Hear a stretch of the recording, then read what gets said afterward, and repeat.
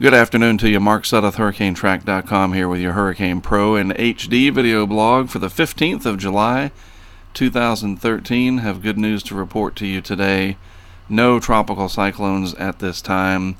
Things are nice and quiet out here. This is going to be the norm for the next several days as we are in a quiet period, mostly relating to a non-active MJO pulse, which we'll talk about in just a moment.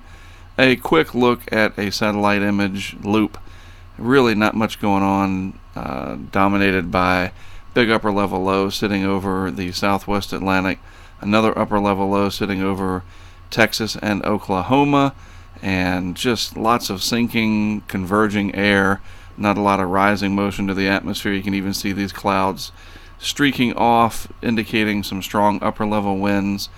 Conditions just aren't favorable, and this time of the year in the tropics, conditions typically aren't very favorable, and that's why we see climatology doing what it does. And I've talked about this before. I'll show you again.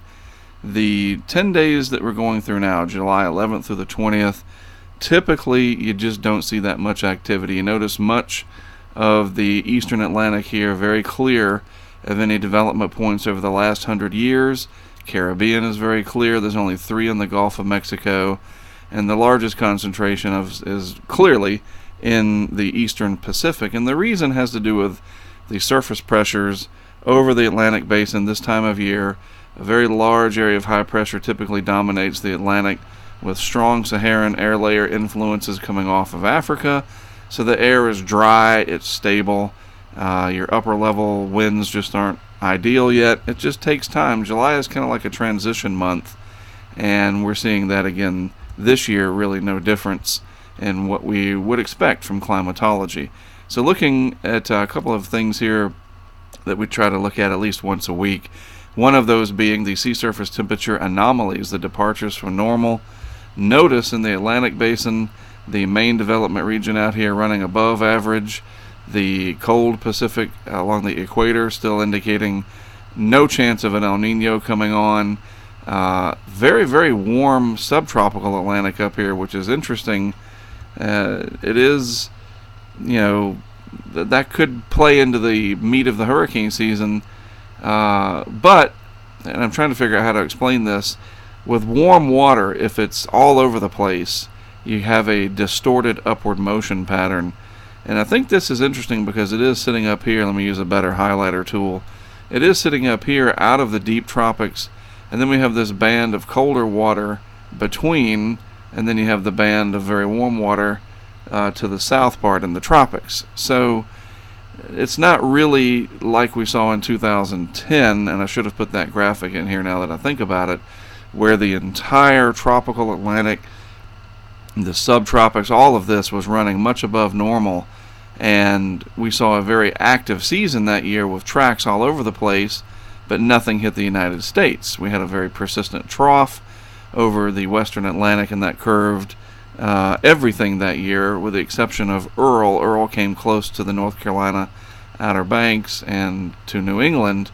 It didn't come through the Caribbean like that. It clipped the northeast part. But you get the idea. 2010 very busy, but everything turned out to sea in terms of affecting the United States, that is.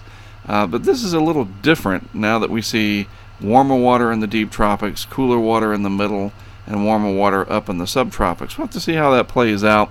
Gulf of Mexico, the northeast corner running a little bit below average, as is the water off of Florida. And in fact, if you go swimming off of Daytona or Jacksonville, you might want a wetsuit. It's pretty, well, it's in the upper 70s. That's too cool for me, but certainly not in the mid and almost upper 80s like it is along portions of the Gulf Coast. Bottom line is the water temperature profile still holding where we expected it to be, with colder in the tropical Pacific, warmer than average in the tropical Atlantic, and that usually sets up a very active season. Nothing changing there. Interesting to see the Madden-Julian oscillation. I'm going to zoom in with our camera here to show you this. The Madden-Julian oscillation, or MJO, that period of fertility or upward motion in the tropics, where you have an enhanced area of convection that moves along from west to east, usually a 30 to 40-day time frame. Sometimes it's as long as 60 days. And it's forecasted by the different models here. You can see that outlined from the GFS through the Canadian, through the Euro, the UK Met. A lot of different models forecasting the Madden-Julian oscillation. And right now, it's located right here, somewhere in phase 2. Very, very incoherent, though. And that means that it's hard to detect. And as I show you a satellite picture here in just a minute, you'll see what I mean by that. And the forecast shows it going into the circle. What does the circle mean? Generally, it means no MJO activity is really detectable, and it's kind of what we call incoherent. It's not very amplified at all, and all the models here indicating that it's going to go into that area. Well, the GFS tries to bring it sort of back out into phase 1. I just think it's having trouble.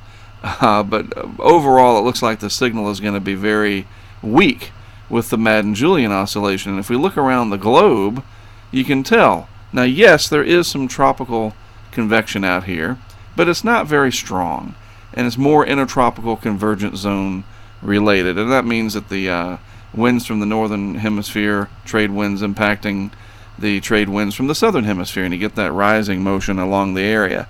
But you just don't see a lot of enhanced convection outside of ITCZ activity in the Pacific here, from Hawaii, which is right there, all the way over into the eastern Pacific. Almost a complete void of any tropical convection at all. Moving further along into the western hemisphere, same thing. Look at the deep tropics here from Africa all the way through the Caribbean. Hardly any cloud cover at all, and that's very typical of this weak to non-existent MJO pulse. Let me back the camera out again here. I forgot about that. And that's going to be the case for the next several days, maybe a week or two. Try not to speculate too much beyond 5 days, because anything can happen, right? Well, not usually. Tropics are pretty easy to forecast these days with our advanced computer models. Rarely does something just pop up out of nowhere, but you never say never. That's just dangerous. Over Africa, a little bit more enhanced convection, as what little MJO signal there is favoring that region in the Indian Ocean to some extent as well. And this will populate the African continent and then eventually the tropical Atlantic here with these tropical waves that come off. Other than that, it's going to be a nice and quiet period over the next several days, maybe even couple of weeks. And as I have alluded to several times, that is very, very typical for July. Not unusual. We get those deep Saharan air layers coming out, putting a cap on things. So enjoy it. Have a good vacation at the beach or something. Temperatures in the east this week going to be very warm to very hot in some cases. So get down to the beach and enjoy it. There will be nothing to worry about from the tropics. All right, so there you go. You're up to date for this 15th day of July 2013. Again, I am Mark Sudduth, HurricaneTrack.com, my website. Always an honor to do these videos for you on Hurricane Pro and Hurricane HD. I'll talk to you again tomorrow.